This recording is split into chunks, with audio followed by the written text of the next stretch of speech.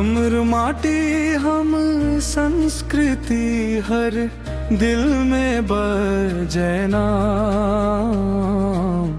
जनकपुरक गली गली गूंजे मिथिला के गान।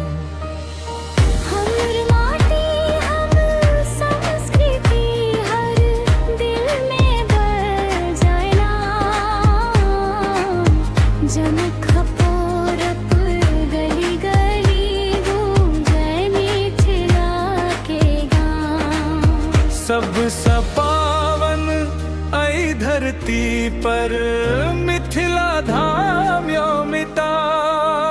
कोटि कोटि करे छी सीता मैया के प्रणाम योमिता।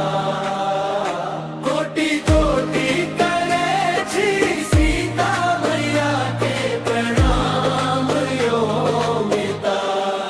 मधुबनी रंग से सजल घर आंगन सजे, सूर्य की किरण झिलमिल नदियां बहे हंसते। छठ सप्तमी में लोक गीत बजे मधुर, मिथिला केर माटी भरे हृदय में सुंदर सुर।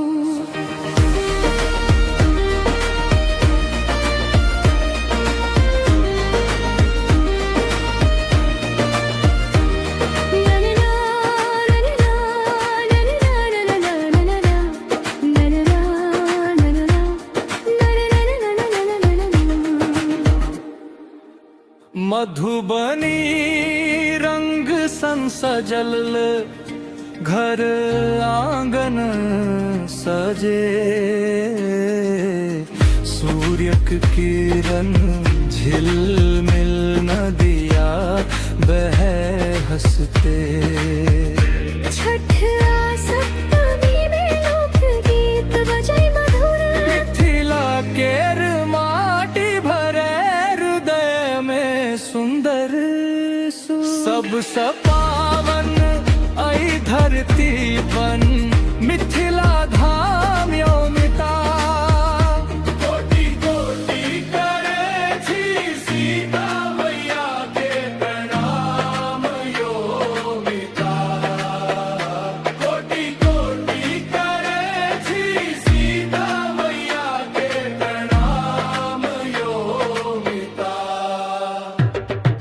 सीता मैया के चरण में हम सबका श्रद्धा स्थान, ज्ञान सांस्कृतिक भूमि बनल मिथिला महान। कोटि कोटि प्रणाम जते बजे मधुर बांसुरी, हमर माटी हमर गौरव मिथिला केर कहानी पुरानी।